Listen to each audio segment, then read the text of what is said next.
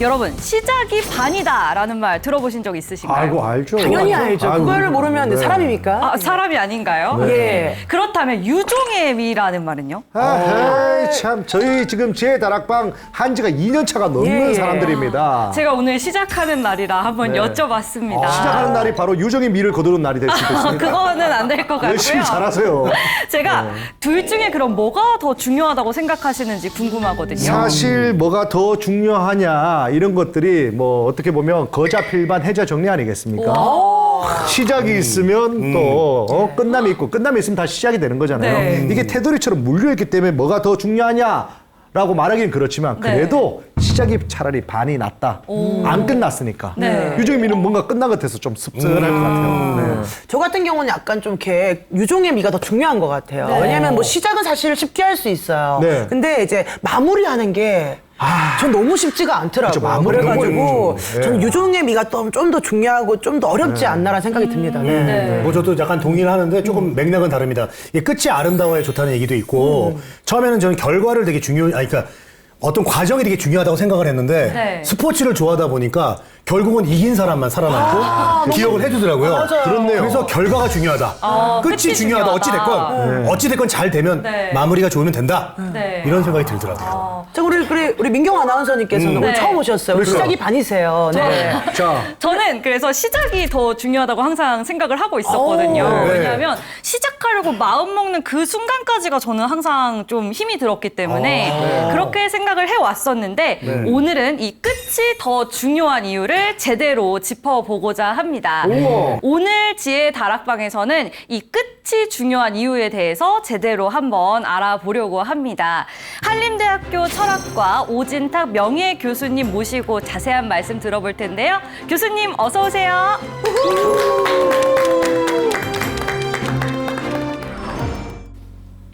예, 안녕하세요. 반갑습니다. 아까 시작하고 끝 관련된 얘기를 했는데 거기에 대해서 제가 한 말씀 드리면 우리 삶은 이미 시작됐잖아요. 그죠? 네.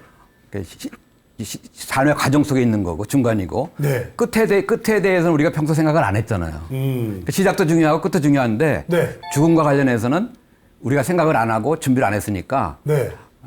죽음에 대해서 오늘 강의하는 시간이고 하니까 네. 마무리 방식 거기에 대해서 좀 더 우리가 준비가 충분하지 못하니까 철저한 준비가 필요하다는 의미에서 우리 사회 죽음에 의해 현주소를 차분히 한번 얘기를 해보겠습니다. 네. 근데 끝이 더 중요하다는 말씀. 그렇죠. 교수님 끝이 중요하다고 얘기하시는 거잖아요. 근데 저희는 시작도 중요하거든요. 일단 자기가 누군지 소개는 하고 시작하는 게 나을 것 같습니다. 갑자기 쑥 들어오셔서 깜짝 놀랐어요, 지금. 네, 시작해 주시죠. 저는 이제 한림대 철학과에서 한 30여 년간 강의하고 연구를 했고요. 올 2월에 퇴직을 해서 명예교수가 됐고 그래서 앞으로는 이제 우리 사회의 웰다잉, 죽음 문화를 개선하는 또 자살도 예방하는 아름답게 마무리하는 그런 것을 연구하고 사회 활동을 하고 있고요. 그걸 이제 뭐 언론을 통해서 뭐 유튜브를 통해서 보급하는 그러한 어떤 그 활동을 하고자 합니다. 거기다 저희가 조금 더 조사를 해왔습니다. 네, 우리 제가 장민경 조사를 아나운서가 해왔거든요. 준비했거든요. 지금 춘천 한림대 철학과에 몸담으시면서 1997년에 죽음학 강좌를 열었고요. 2004년에 생사연구소를 개설하신 한마디로 이 죽음 전문가시거든요. 죽음 전문가요? 네, 죽음 전문가입니다. 네. 원래부터 이렇게 죽음에 관심이 많으셨나요? 고등학교 때 1학년 때부터 좀 고민을 했어요. 죽음도 고민하고 철학도 고민하고 그래서 죽음을 배워줄 수 있는 전공이 어디냐 할 때 철학이더라고요. 철학과에 가니까 아무도 안 가르쳐줘요. 네. 뭐 서양 철학이든 뭐 공자든 뭐 불교도 이런 거만 하고 그래서 그때서부터 대학생 때부터 제가 모았죠. 모아서 혼자 공부했어요. 혼자 죽음을 체험하기도 어렵고 네. 가르쳐주지도 않으니까 여러 가지로 좀 애로사항은 있었지만 또 보람도 있었고 네. 그래서 박사학위를 한 93년도에 받고 95년도에 한림대 교수로 갔고 97년도부터 이제 죽음 관련된 강의를 개설하니까 네. 철학보다 죽음에 대해서 학생들의 반응이나 이런 게 좋더라고요. 네. 사회적으로도 필요하고 그래서 이제 97년부터 뭐 한 거의 30년 가깝게 강의와 연구를 했죠. 야, 교수님 대단하십니다. 강의 들었을 때 청중들이 다 좋아 죽었겠네요. 좋아 죽겠어, 다. 다 좋아 죽는다고 난리 났겠다. 그치. 그죠? 좋아서 죽겠고 좋아서 신나겠죠. 그러니까 왜냐하면은 그 철학이라는 게 평소 뭐 먹고 사는 문제, 경제 문제 이런 걸 우리가 다 생각하지만 죽음 문제는 피하잖아요. 근데 맞아요. 피해서 되면은 피하면 돼요. 피할 수 없는 거니까 그럴 때는 정면으로 도전하고 수용을 하고 지혜롭게 대처하는 것이 좋다는 겁니다. 그래서 여기도 이제 지혜의 다락방이잖아요. 그죠? 네. 그런 것들이 이제 우리 지혜가 필요한 것이라고 생각을 하고 그래서 저는 이제 철학 대신에 죽음에 대해서 웰다잉에 대해서 다양한 활동을 하고 있습니다. 그 교수님 그리고 아까 뭐 생사학 연구소라고 하셨는데 거기선 도대체 구체적으로 어떤 일을 하는 곳인가요? 그러니까 죽음과 관련된 다양한 현상. 우리는 삶과 죽음이 생사관이라고 그래서 삶과 죽음을 연관되어 있는데 삶과 죽음 속에서 죽음은 지워버리고 삶만 살다가 갑자기 죽잖아요. 아무 네, 준비 없이. 맞아요. 불행하게 죽고 두려움 속에서 죽고. 그러니까 죽음의 질이 안 좋아요. 저는 간단하게 얘기하면 우리 사회 삶의 질이 왜 안 좋으냐. 죽음을 빼놓고 살기 때문에 그렇다고 얘기합니다. 그렇잖아요. 네. 돈이면 다 되는 것 같죠? 네. 삶에서 다 되는 것 같지만 실제로 죽음의 앞에 가면 다 되는 게 아니잖아요. 그러니까 한계를 우리 사회 가치관은 경제 중심의 가치관이 지배하고 있어요. 다른 가치관은 없어요. 경제는 발전했지만 경제는 발전해서 국민소득은 35,000달러가 넘었는데 행복하진 않아요. 왜 그러죠? 이게 죽음을 빼놨기 때문에 저는 그렇게 지적합니다. 죽음을 빼놨기 때문에. 여기 또 귀결이 되네요. 죽음을 빼놓으니까 네. 돈이면 다 되지만 우리 삶은 돈이면 다 안 되는 게 바로 죽음이거든요. 맞아요. 그러니까 지혜가 부족하게 돼요. 지혜의 다락방으로 들어가려면 죽음을 통과하자. 그래서 여러분들 잘 아는 스티브 잡스 같은 사람 있잖아요. 그 사람 17살 때부터 그런 죽음을 만났어요. 매일 아침 나갈 때마다 죽음에 대해서 거울 보면서 생각하고 내가 오늘 갑자기 죽더라도 편안하게 죽을 수 있는지 자기 거울 앞에 물어보고 그런 식으로 특이하게 했지만 가만히 생각해보면 이게 이상한 게 아니라 지혜로운 원행이었다고 생각을 해요. 네. 그래서 그 사람이 스마트폰도 만들고 스마트폰이 세상 많이 바꿨잖아요. 그죠? 예. 그러니까 우리 사회의 삶의 질이 안 좋고 행복 만족도가 낮은 것은 바로 죽음을 지었기 때문이다. 그 오늘 이런 말이 있습니다. 자유가 아니면 죽음을 달라 이런 말이 있는데 네. 죽음의 강의 부탁드리겠습니다. 예. 그럼 뭔 상관이 있습니까? 시작 부탁드립니다. 죽음을 한번 같이 고민해 보겠습니다. 네네. 그러니까 우리 사회 죽음의 현주소를 하나씩 제가 말씀드릴게요. 우리 사회 죽음의 현주소는 여기 4가지로 간단히 정리했어요. 죽음의 의례화 현상. 죽음의 의례화 현상이 뭘까요? 죽을 때 보통 요즘 병원에서 그렇죠, 죽잖아요. 그렇죠. 혹시 그런 뜻일까요? 그렇죠. 그런 뜻하고 관련되죠. 호스피탈 병원. 호스피스? 네, 호스피스 병원. 우리 동엽 씨는? 죄송한데 질문을 못 들었습니다. 집중을 해주셔야 왜냐하면 합니다. 죽음이라는 단어를 딱 마주하니까 네. 제가 어떤 대답도 할 수 없이 가슴이 먹먹합니다. 저는 왜냐하면 애 셋이나 있거든요. 죽음의 의례화 현상이 무엇을 뜻하겠어요? 그 이제 돈 있는 사람은 편안하게 죽고 돈 없는 사람은 정말 어렵게 죽는 게 이게 의료화 현상이 아닐까라는 생각이 듭니다. 그럼 또 물어볼게요. 네. 돈 많은 사람은 편안하게 죽어요? 그래도 1인실에서 편안하게 호화롭게 뭐 그래도 안 아프게 고통스럽지 않게 모르핀이라도 맞으면서 이렇게 죽을 수 있지만 돈 없는 사람은 아픈 거 다 느끼고 죽는 게 그러지 않을까요? 그런 면도 있는데 그럼 왜 재벌이 자살해요? 돈 많은 사람이. 그렇지. 그 지금 얘기한 것도 타당하게 일면에 불과해요. 아 그래요? 그러니까 돈으로 죽음을 해결될 수 없는 거예요. 그렇죠. 그러니까 죽음의 의례 현상은 네. 의사는 죽음을 잘하는 것 같죠? 내가 한림대학에 의과대학도 있고 병상도 굉장히 전국에서 제일 많은 곳 중에 하나인데 네. 의사들이 죽음에 대해서 체계적으로 배운 일이 없어요. 그렇죠. 그런데 의사들한테 죽잖아요? 네. 그럼 어떻게 되겠어요? 제대로 보살핌을 받을 수가 없는 거죠. 그렇죠. 지금 우리나라 지금 의료가 여러 가지 복잡한 현상이 있는데 복잡한 일이 있잖아요. 지금 뭐 파업하고 예. 그것도 너무 죽음에 의료나 마지막 순간까지 보살피는데 의사나 이런데 거의 다 전적으로 의존하고 있는 거예요. 네. 그게 문제라는 거예요. 그런데 그러면서도 의사는 우리나라 전국 의과대학에서 죽음에 대한 체계적인 교육이 거의 없어요.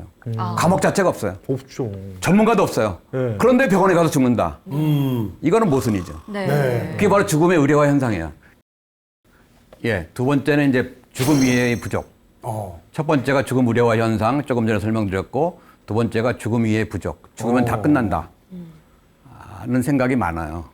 사실 어떤 사건 사고가 있어도 그 어떤 그 피의자가 죽음으로써 모든 사건이 덮이는 경우도 많이 있잖아요. 뭐 공소권이 없어진다고 그러더라고요. 네. 그러니까 그건 이제 이 세상에서의 이야기죠. 네네네. 그럼 사후세계가 없다는 것을 당연한 걸 전제로 해서 하는 거잖아요. 그죠? 그럴 수 있죠. 그렇잖아요. 네, 네. 그러니까 그게 너무 피상적이라는 거죠. 그러니까 죽음 이해의 부족이 심각하다. 죽음을 학교 교육에서 가르치고 있지 않아요. 여러분들 배운 적이 없었잖아요. 없죠. 그러니까 뭐 대충 아무도 안 가르치니까 끝난다고 지금 다 거의 다 일반화되어 있는 게 문제라는 거예요. 그러니까 그건 이제 그 얘기는 더 자세히 또 앞으로 얘기할 거고. 세 번째, 자살 예비군 양산. 자살률 1위가 20여 년이고. 네.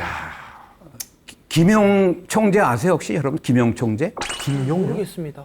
잘 모르겠습니다. 세계은행 총재, 한국은행 총재, 세계은행 총재로 유일하게 했잖아요 그 사람 그분. 아, 예, 기억납니다. 기억나죠? 예. 그러니까 유엔 사무총장도 있고 또 자랑스러운 게 세계은행 총재 김용 씨가 있는데 김용 씨가 그랬어요. 우리나라의 자살률 1위는 이건 국가적인 재난이다. 네. 역사 이래의 재난이다. 그런데도 대책이 별로 없어요. 없어요. 네. 심각하잖아요. 이게 다른 나라는 이런 식의 상황이 심각하면 국가적으로 모든 전력을 투구해서 계속 낮췄는데 핀란드라든가 일본도 우리나라보다 좀 많이 낮아졌고 네. 그런데 우리나라는 낮아지고 있지 않아요. 그래서 제가 생사 콘텐츠를 활용을 해서 자살 예방 그 프로그램을 만들었어요. 만들어서 제가 한림대에서 20여 년간 교육시켰고 한림대 만여 명 학생들한테 너네들 우울했거나 우울감, 우울증 걸렸거나 지금 자살 시도했거나 그런 거 아무한테도 고백하지 못한 거 나한테 와라. 내 강의로 와라. 그렇게 공개적으로 얘기하면서 가르쳤어요. 그러니까 자살 예방할 수 있는 뭐 프로그램을 세계적으로 제가 개발했기 때문에 그걸 우리나라에 깔고 싶어. 근데 깔아야 되는데 이 사람들이 그 프로그램의 가치를 몰라. 죽음에 대해서 관심 없으니까. 네, 그러네요. 그게 좀 문제입니다. 그런 거 있고. 네 번째, 그러니까 아름다운 마음을 찾아보기 어렵다. 죽음을 모르는 의사한테 죽음을 맡기고 죽음을 아무도 가르쳐주지 않고. 둘째. 셋째, 자살 예비군이 양산되는 상태니까 아름다운 마음을 찾아보기 어렵고. 그러니까 삶의 질, 행복 만족도도 낮은 거예요. 자, 그래서 그 죽음 끝이 아니란 이야기 관련해서 미국의 예일대 하면 우리나라 사람들이 굉장히 높이 평가하잖아요. 네. 거기 셜리 케이건 교수가 있는데 이 사람이 저 오른쪽에 있는 책이 이제 그 양반 책이고 10만 권 이상 우리나라에서 나가는 베스트셀러가 됐고 세계적으로도 그렇고. 그래서 그 사람은 이제 죽어도 영혼은 계속 살아남는다라는 이야기를 정면으로 반박했어요. 이렇게 말하는 사람도 있지만 육체가 죽으면 영혼도 존재하지 않는다라고 이 책에서 얘기를 했어요.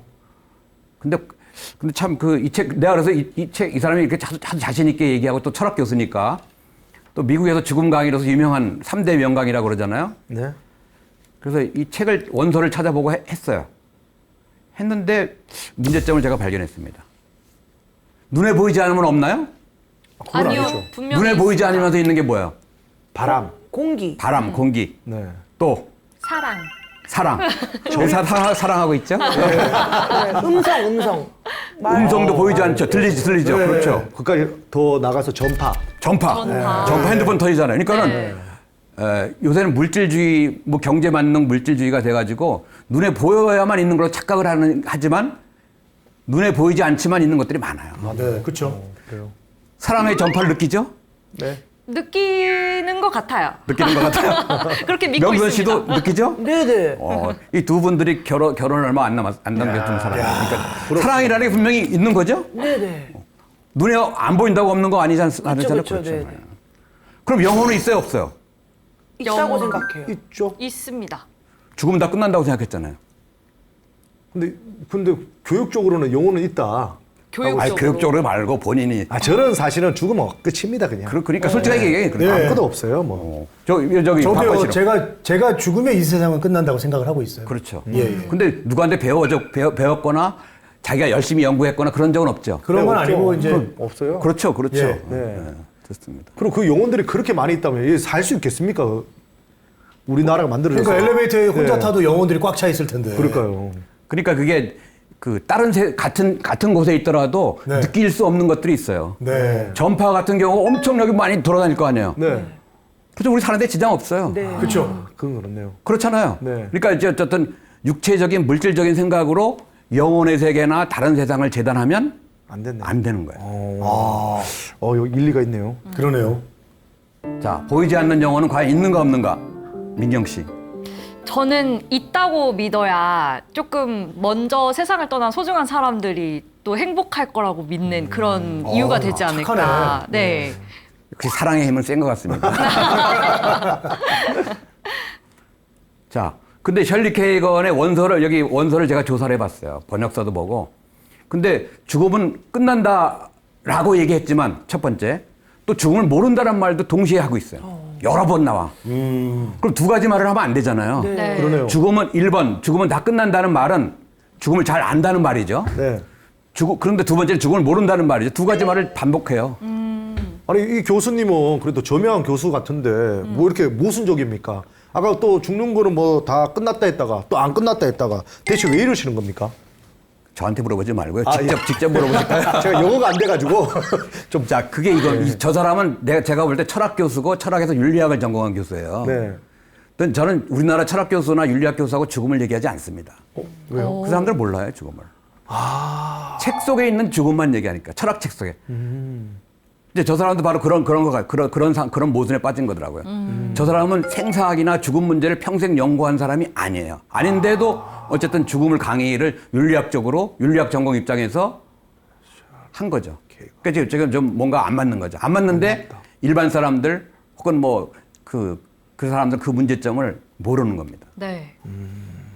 그러니까 유명한 예일 대학 교수가 미국의 명문 대학 강의로 유명하고 저 사람이 저렇게까지 얘기하니까 사람들은 그래 끝나지 그걸 나도 그렇게 생각했어 이렇게 많이 더 오해가 되잖아요, 그죠? 네.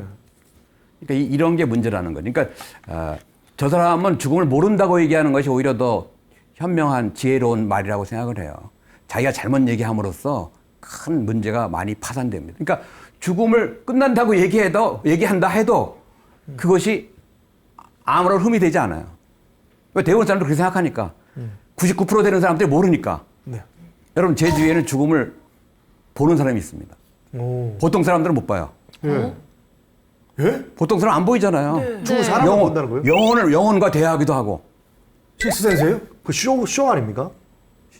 우리 거짓말 하는 사람 빼고 쇼하는 사람 빼고 실제로 실제로 있어요? 실제로 있어요. 식스센스가 있네 진짜로. 있어요. 우와. 퇴마상가. 아니 무속인 경우 우리 주위에서 자꾸 무속인들 보죠. 무속인들 보잖아요. 예. 무속인들도 그런 유형이에요. 물론 무속인 중에서 사기꾼이 있어요. 쇼를 사기꾼 하는 빼고 분들이 있어요. 예. 실제로 그 사람들이 그런 영감을 받아요. 맞아. 근데 우리나라는 무속이라는 게 굉장히 오래된 역사가 있는데 그걸 천시하잖아요, 그죠? 네, 사실. 천시하지만 그게 사실은 우리의 고유의 민간 신앙이에요. 그렇죠. 근데 보통 사람들은 죽음을 보지 못하고 죽은 사람의 영혼을 느끼지 못하니까 끝난다고 착각을 하는 거예요. 네. 근데 그런 사람들은 모른다고 얘기하는 것이 맞다. 끝이 아니라고 말하지도 말고 끝이라는 말도 하지 말고 모른다고 하는 것이 맞는데 그냥 첫 번째 셜리 케이건 교수처럼 죽으면 끝난다라고 얘기하는 거죠. 교수님 지금 얘기 쭉 듣는데 교수님도 잘 몰라 하시는 것 같은데요? 몰라 계속 똑같은 얘기를 반복 돌려막기 하는 듯한 느낌이 좀 듭니다. 죽음을 다 안다고 얘기할 수는 없어. 그렇군요. 죽음은 그만큼 어려운 겁니다. 아, 네, 그렇습니다. 자, 그래서 한번 물어볼게요. 첫 번째, 죽음을 체험한 적이 있는가? 없잖아요. 없죠. 그럼 이 자리에 없죠. 있을 수가 없죠. 네. 두 번째, 죽음을 충분히 조사하고 공부한 적도 없잖아요. 한 번도 없죠. 그럼에도 불구하고 죽음은 끝난다라고 얘기하잖아요. 그죠? 네. 그러니까 죽음을 모른다고 얘기하는 것이 현명하다는 거죠. 그렇잖아요. 이게 여기서 좀 많이 착오가 나오는 것 같아요, 사람들이. 근데 저 철학의 출발점이 뭐예요? 내가 누구냐? 나는 아무것도 모른다. 이런 데서 시작되는 거 아닙니까? 그렇죠. 소크라테스 그게 현명한 말이에요. 그렇죠. 모른다고 얘기하면 네. 겸손해지잖아. 예. 또 마음을 비우게 되잖아. 그렇죠. 어떤 결과든지 받아들일 수 있게 되잖아. 그러니까 네. 끝난다, 안다 얘기하면은 뭔가 잘 모르는데도 아는 것처럼 하게 해야 되니까. 예. 그래서 철학이라는 게 그래서 소중한 거라고 봐요. 소크라테스가 중요한 말을 했다고 봅니다. 너 자신이 제대로 알지 못한다는 것을 알아라. 그것이 철학의 출발점이에요. 아, 너 자신을 알라. 너 자신을. 그렇지. 그래야 시작하니까. 예. 근데 보세요. 여기 이제 티베트의 달라이라마가 이렇게 얘기를 해요. 죽으면 끝나는 것일까? 옷이 낡으면 갈아입는 것처럼 죽으면 육신이라는 낡은 옷을 벗고 영혼은 다른 세상으로 떠나서 새로운 옷으로 갈아입는다. 쉽게 얘기하죠. 네. 근데 이걸 티베트 사람들은 100% 믿어요. 믿는 게 아니라 그렇게 살아요. 그렇게 죽어요. 세계적으로 특이한 경우죠. 오. 저 논리대로라면 죽음이란 좋은 것이 되네요. 그렇죠. 새로운 걸 새로운 그러니까 옷이 낡아서 새 옷으로 갈아입는 것처럼 네. 좋은 거죠. 나쁜 것이. 그러니까 죽음을 끝이라고 생각하면 네. 반대로 되는 것이고. 그러니까 달라이라마나 티베트가 죽음에 대한 지혜나 이런 체험이나 수행이나 이런 것이 제일 많이 축적된 나라가 티베트입니다. 네. 또 저거는 또 불교의 기본적인 베이스고. 이 달라이라마 이 얘기하고 셜리 케이건의 그 말하고 굉장히 다르죠, 그죠? 그럼 티베트 사람들은 모든 사람들이 이런 생각을 가지고 있는 거예요? 그렇죠.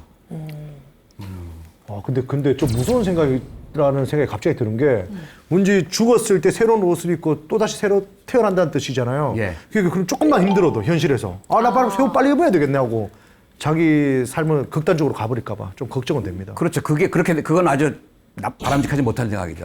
이 삶을 열심히 살고 힘들더라도 잘 어떤 점 수용을 하고 그러니까 아름다운 마무리, 웰다잉을 하고 다음 세상으로 가야 하는 거죠. 그렇게 가야 되는 그렇게 가야 되는 거죠. 생각하면 되는 거죠. 무조건 뭐 살기 힘들다고 여기 그냥 뭐 싫다고 그냥 뭐 도망가가지고 다음 세상에 다시 시작하자.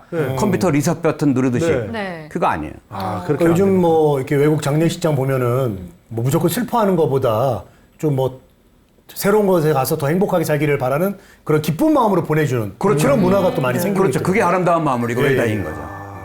지금같이 죽음에 대한 교육도 안 하고 죽음을 잘 알지도 못하면서 아는 척하고 죽으면 무조건 슬퍼만 하고 그렇죠. 그게 낫겠어요? 우리 박건 씨가 얘기한 네. 그런 방식이 낫겠어요? 좀 이게 더 잘 다 다른 거잖아요. 기도해주고 더 잘 예, 예, 행복하기를 예, 바라는 예. 마음. 그럼 형 죽음일 때는 우리 댄스 춤추고 막 놉니다. 파티. 파티할 거예요, 형. 브레이크 댄스도 좀 해줘. 그러니까 장례식장에서. 실제로 좋지 않네요. 실제로 누구더라? 영상에서 봤어요. 그런 일들이 있어요. 네. 우리나라에서도 문익환 씨 어머니가 돌아가셨나? 그때 이제 고은 씨가 술 먹고 춤추고 노래하고 막 이런 것들. 문화예술인 경우에는 그렇게 장례식을 하는 경우가 있어요. 네. 자, 이거 보세요. 아까 티베트 얘기와 관련해서 천장 얘기가 나오는데 사진이 이제 천장터의 가운데 바위가 있고 거기에 시신을 놓고 그 아래 스님들이 이제 염불 하고 이제 49제를 지내고 독수리들이 예식이 끝나면 이제 그 시신의 고기를 먹으려고 하는 사진이에요, 그게. 저 비둘기가 아니고 독수리입니다. 독수리군요. 그 실제 사진을 보여주면 조금 이제 잔혹한 느낌을 받을 것 같아서 그걸 그림으로. 바꿔 그림으로 네. 바꾼 거고. 그러니까 티베트의 상식 보세요. 죽는다고 끝나는 게 아니다. 죽으면 영원히 시신에서 벗어난다. 그리고 티베트인들은 누구나 천장을 원한다. 그러니까 차분히 생각해 보세요. 천장이라는 것은 시신이 죽으면 일주일 뒤에 푸대자리에 넣어가지고 부모님 시신을 푸대자리에 넣어가지고 천장터에 가서 독수리한테 주는 것하고 그런 천장하고 화장하고 매장하고 뭐가 다르죠? 화장은 불에 태우는. 화장은 불에 태우는 네, 것이고 태워서 없애는 거고. 매장은 땅에 묻는 거고 네, 땅에 어떤 면은 시신 처리 방식에서 크게 천장이 잔혹하다고 만약에 죽음이 끝이 아니고 영원히 시신에서 분리되면 남은 건 시신 고기 덩어리만 남는다고 한다면 천장을 받아들일 수 있는 거잖아요. 네. 그렇다고 한다면 예. 티베트 사람들은 받아들이니까 저거를 누구나 다 원하는 거예요. 그러니까 죽음 이해가 그만큼 다른 것이 바로 장례 방식에서 차이가 나고 삶의 방식에서 또 차이가 나는 거예요. 아, 그러네요. 자, 제가 티베트 다큐 촬영도 갔어요. 다큐 촬영도 가서 20대 여성이 말한 거예요. 삶도 과정이고 죽음도 과정이다. 죽음은 끝이 아니다. 자살한다고 고통에서 벗어날 수 없다는 사실 티베트에서 누구나 잘 알고 있다. 근데 우리는 자살하면 고통도 끝난다. 끝난다고 생각해요. 그렇잖아요. 끝이 아니에요. 죽음이 끝이 아니라는 걸 받아들이면 자살한다고 고통이 끝이 아니라는 것도 받아들일 수가 있어요. 그러니까 제가 자살 예방 콘텐츠는 죽음이 끝이 아니라는 것을 알기 쉽게 다양한 사례를 통해서 또 영상 자료도 다양하게 있고 다큐에서 찍었잖아요. 그렇게 설명을 해주는. 그러면 자살 생각 안 해요. 그러니까 티베트에서는 우울증 걸렸거나 자살 사례를 들어본 일이 없어요. 놀랍죠? 티베트는 죽음의 질이 제일 높아요. 물론 삶의 질은 높지는 않아요. 왜? 경제적으로 낙후돼 있으니까. 그렇죠. 네. 그러나 죽음 이해와 죽음의 질은 제일 높다. 우리는 경제력은 뭐 세계 10위나 5위 내지 10위 되는데 그렇죠. 삶의 질은 세계 바닥이고 죽음의 질도 바닥이고 자살률 1위고. 자살률 1위고 이걸 생각해 보자는 거죠. 그러니까 죽음을 생각하면 삶이 달라진다는 거죠. 네. 자, 천장터를 제가 또 촬영을 갔어요. 천장터를 순례하러 왔어. 저 티베트인인데 3일간 버스를 타고 저기 4명의 가족이 있죠, 사진에. 네. 부부가 있고 누워있는 사람이 왼쪽 사진이 저 아들이고 한 7살쯤 됐어요. 그 옆에 있는 사람이 이제 조카래요. 천장터에 누워보는 거예요. 자기도 죽으면 천장하겠다고. 어이구. 저게 죽음 준비 교육인 거예요. 네. 티베트 사람들은 놀랍게도 100% 죽음은 끝이 아니고 인간한테 영혼이 있고 그래서 천장을 지내는 거예요. 아이들이요. 아이들까지도. 아니 근데 사실 우리나라는 뭐 이렇게 네. 좀 힘든 일이 있으면 죽겠다 그러면 어른들이 야 그거 너 죽는다 막 그렇게 함부로 하는 거 아니야? 그렇게 얘기하는데 맞아요. TBS에서는 어린이들도 그냥 태어날 때부터 이렇게 죽음에 대해서 자연스럽게 받아들인다는 거 아닙니까? 그렇죠. 네. 그 놀라 티베트의 상식이라고 얘기했잖아 아까. 네. 죽음은 끝이 아니고 인간한테는 영혼이 있고 죽으면 또 천장을 원하고. 그게 우리의 상식하고 완전히 대비되잖아요. 그걸 왜 그렇게 되는지 잘 생각해 볼 필요가 있다는 거예요. 어렸을 때부터 저렇게 일상에서부터 죽음을 경험하면 그렇죠. 진짜 죽음에 대한 생각이 달라질 수밖에 없을 달라지죠. 것 같아요. 달라지죠. 그러니까 우리의 삶의 방식에 우리의 삶의 죽음을 깊숙이 들여오게 하는 것이 현명한 거다. 네. 죽음이 들어오지 않으니까 경제적 사고 방식으로만 다 채워놨잖아요, 그죠? 네. 돈으로 안 되는 게 어디 있어요? 돈이면 다 내가 생각하잖아요. 네. 특히 20대, 30대는 더 심해요, 그게 갈수록. 맞아요. 근데 돈이 안 되는 거 많아요. 야, 그럼 우리나라도 좀 뭐 변화하면서 화장터에 애들 한 번씩 들어갔다 나왔다 하고, 그렇죠. 땅에도 한 번 들어갔다 나왔다 하고. 근데 저 그렇게 그거는 되나요? 해봤었거든요. 그 관암에 관 들어가는 속에 거? 아, 들어가서 했어요? 누워보는 체험을 했었는데. 그거 했어요? 네. 근데 사실 그것도 돈을 내고 체험을 그렇죠. 하는 거고 네. 누워 있는 것 자체가 사실 일상에서의 일이라기보다는 되게 네. 이벤트적인 느낌이 뭐 강했던 어떤 것 감정이 같아요. 있었네요, 했을 때. 그때는 감흥 조금 없죠? 이제 뭐 약간 슬프기도 하고 이랬는데 나오면 또 다 까먹고 이제 어디서 했어요, 그걸? 뭐 어디 수련회 가서 했던 것 같습니다. 그러니까 그게 적절한 죽음에 대한 어떤 교육이나 이런 거를 깔고 또 그 안에 또 입관 체험을 하고 나와서 또 그런 어떤 교육을 해야 되는데 그런 교육을 시킬 수 있는 사람이 없어요. 관짝만 놓고 그냥 관 속에만 들어갔다 나오는 거야. 들어갔다 나오면 다 잊어버리지. 그게 문제지. 아, 그렇네요. 그러니까 이게 내가 대학생들하고 죽음을 가르쳐 봤잖아요. 네. 젊은 사람들일수록 죽음을 배워두는 것이 좋습니다. 그러니까 이게 죽음을 배우면 삶이 달라진다. 질이 달라지겠네요, 진짜. 교육이 동반돼야 되는데 그렇게 따지면 제 방도 거의 입관하는 수준이거든요. 네, 저 매일매일 입관합니다. 방이 좁아가지고. 아무 의미 없어요. 교육을 받고 입관을 해야 된다. 그렇지. 예. 매일 새롭게 태어나시네요. 그렇죠, 그렇죠. 그러니까 교육을 시킬 수 있는 콘텐츠를 가지고 있는 사람들이 없어요. 이게. 대학에서 그 정규 과목으로 3학점을 제가 20년 동안 가르쳤고 네. 제가 퇴직했잖아요. 네. 근데 이제 없어요. 전임 교수가 없어요. 죽음을 가르쳐. 그러니까 이제 그런 거를 제가 이제 사회적으로 보급하기 위한 노력을 하고 있는 과정이 있습니다. 네.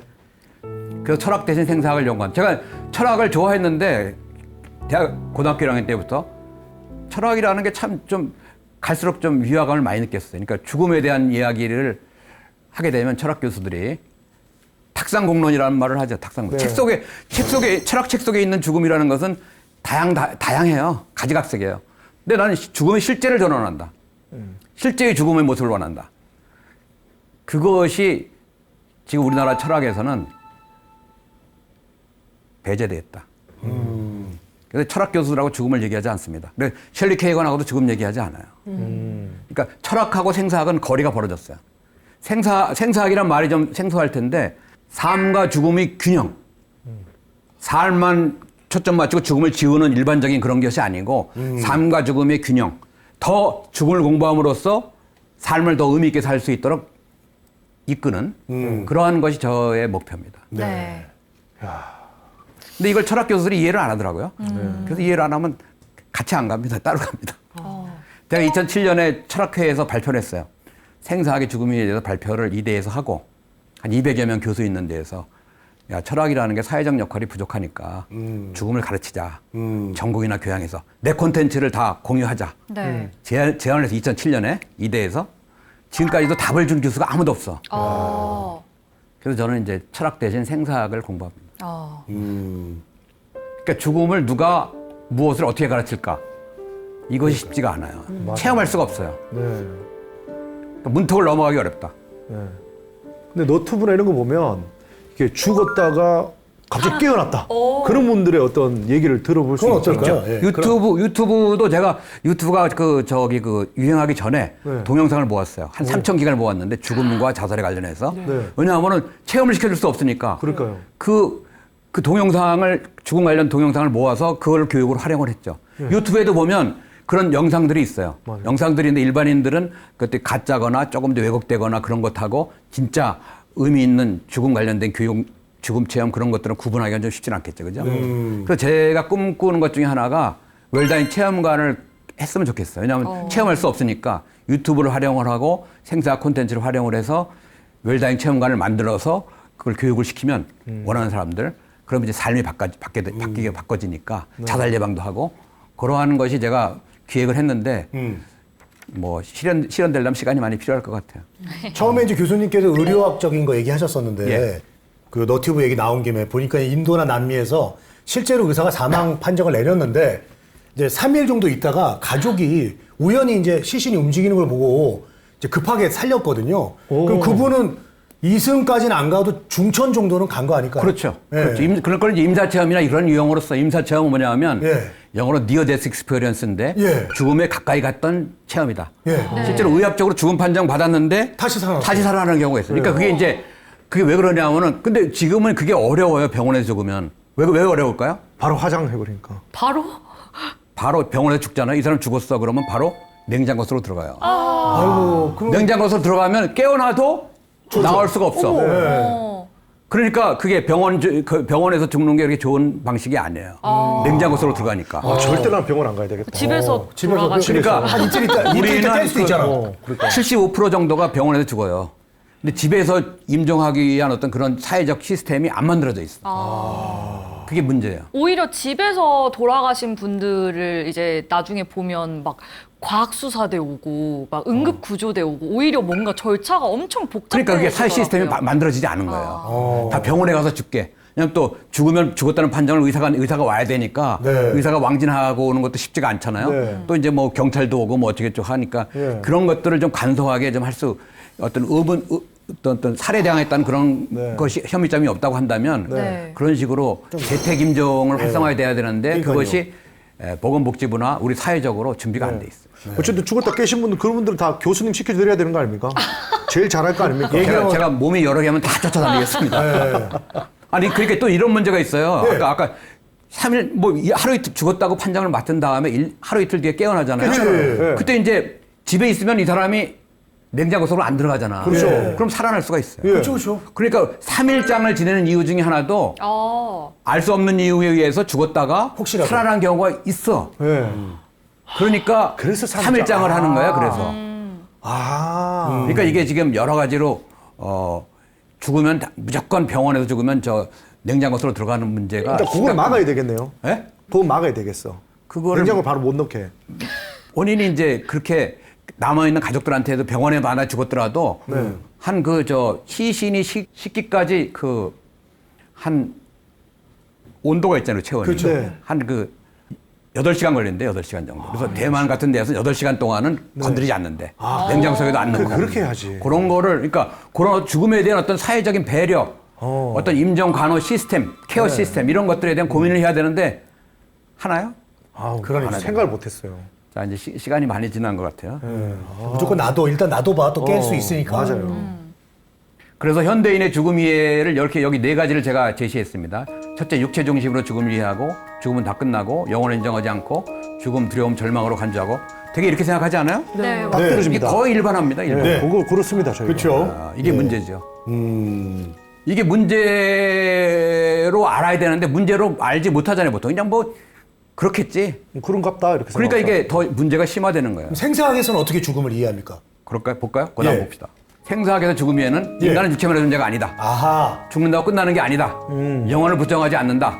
죽음을 절망, 두려움으로 보지 않는다. 달라요. 굉장히 거리가 있죠. 네. 이걸 좁히기 위한 노력을 개인이 하기는 쉽지 않고 사회적 시스템을 만들어야 되는데 제가 10여 년 전에 교육부 국장한테 그 죽음 교육 얘기도 하고 뭐 보건복지부한테도 웰다잉에 대한 얘기하고 이해를 못해. 서울시에도 내가 제안을 했어요. 저 네 문장 갖고 가서 하다 했던 거 아닙니까? 그럼 저도 이해를 못할 것 같은데. A4로 10장짜리로 죽음 웰다잉 체험관을 가지고 서울시에도 제가 제시한 적이 있어요. 담당자가 이거 장기적으로 해야 됩니다. 그러니까 이해를 못한다는 이야기죠. 한국인들은 항상 빨리빨리 그리고 열심히 살아야 된다고 생각을 하기 때문에 죽음의 때까지 알아야 될 시간이 필요하다고는 필요성을 못 맞아, 느낄 맞아. 것 같아요. 그래서 여기 MZ조차도 못 이해를 못하니까. 네. 그러니까 큰일 났네요. 그러니까 빨리빨리도 좋은데 빨리빨리 안 되는 게 있어요. 맞아요. 남녀간에 딱 만나서 처음에 불꽃처럼 살아갈 수도 있지만 한 1년 6개월 걸리기도 하잖아요. 그죠? 사람이. 네. 인간이라는 게 시간이 많이 필요해요. 그리고 아니 뭐 3살짜리한테 영어 교육 시켜서 5살 되면 영어 유치원 보내요? 그거 정상이 아니잖아요. 정상이 아니야. 그렇죠. 요즘 그거 폭력이고 그거예요. 네. 죽음도 마찬가지예요. 자, 그러니까 우리 사람들의 일반적인 죽음 이해와 생사학의 죽음 이해의 거리를 좁히기 위한 사회적 노력을 개인적 노력도 필요하지만 사회적 노력이 필요하다는 얘기. 네. 네. 그렇네요.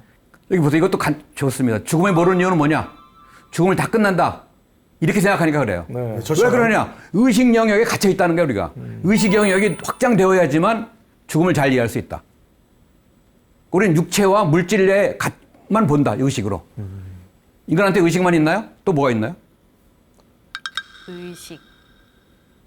뭐가 있을까요? 그분들이 또 남겨놓은 재산이 유산이 있지 않겠습니까? 상속. 네. 좀 이제 개그하신 거. 의식 있고 무의식도 있잖아요. 아, 무의식. 무의식도 있고 무의식 있잖아요. 있죠. 내 했다고 그랬잖아, 지난번에. 무의식이 엄청 커요. 네. 의식은 쪼만해. 의식 영역에 갇혀 있으니까 죽음이 안 보이는 거야. 그러니까 죽음을 끝난다고 생각하고 죽음을 모르는 이유는 뭐냐? 우리가 의식이 갇혀 있다. 네. 근데 우리 교수님 말씀이 조금 공감하는 부분이 저희 외할아버지 외할머니가 돌아가신 지가 좀 됐습니다. 근데 제 젊을 때 돌아가셔가지고 그때 사는 게 바쁘다 보니까 별로 의식을 안 했어요. 그렇지. 근데 제가 이제 돌아가신 지 한 10몇 년, 한 20년 됐거든요. 문득 할아버지가 했던 말들이나 할머니의 어떤 행동 양식들이 떠오를 때가 있어요. 그러면서 저도 아이들 또 가르칠 때 할아버지 할머니한테 배웠던 걸 또 알려주고 그런 상황이 벌어지더라고요. 그래서 한 번씩 생각이 나더라고요. 예. 네. 또 하나는 죽음은 끝이 아닌 것을 증명해달라고 그러잖아요. 누가 자기가 자기 죽음을 증명해야 돼요. 전문가가 증명해도 받아들이는 사람이 받아들이지 않을 수가 있어요. 아, 그렇죠. 전문가의 증명이 필요한 게 아니에요. 나의 죽음이니까. 네. 맞아요. 자기가 증명하세요. 자기가 육체만의 존재인지 자기한테 영혼이 있는지 없는지 끝이 아닌지 그게 핵심의 포인트다. 죽음의 문제가 아니라 네. 자기가 포인트라는 거예요. 네. 자기가 자기 자신의 존재를 얼마나 깊이 있게 이해하느냐에 따라서 죽음 이해는 결정된다. 그건 진짜 맞네. 이순신 장군이 나의 죽음을 알리지 말라 했잖아요. 그렇죠. 그리고 알리지 않았더니 지금도 우리 마음속에 살아있잖아요. 그렇지. 우리 대한민국 국민들이 다 알고 있잖아요. 그렇죠. 알죠. 네. 전문가의 증명을 요구하지 말고 네. 전문가가 다양하게 증명해도 여러분들이 받아들일 준비가 안 돼 있으면 받아들일 수가 없는 거예요. 네, 그러니까는 증명은 자기가 자신한테 해라. 진지하게 죽음을 공부해라. 죽음을 네. 준비해라. 네. 그리고 죽음을 잘한다고 끝난다고 단정 짓지 말고 모른다고 생각하고 거기서부터 출발하자. 네. 예, 이상으로 마치겠습니다. 네. 감사합니다. 네, 오늘 강연 내내 죽음에 대해서 이야기 나눠봤는데요. 사실은 삶을 대하는 태도에 대한 그런 이야기가 아니었나 싶습니다. 교수님의 강연 덕분에 죽음에 대한 우리 사회의 현주소와 또 어떻게 죽어야 할지 생각해보는 계기가 된 것 같습니다. 오늘 지혜의 다락방 여기서 마치도록 하겠습니다. 다음 시간 오진탁 교수님과 다시 만나 뵙도록 하겠습니다. 네, 함께해 주신 여러분 감사합니다. 안녕. 안녕.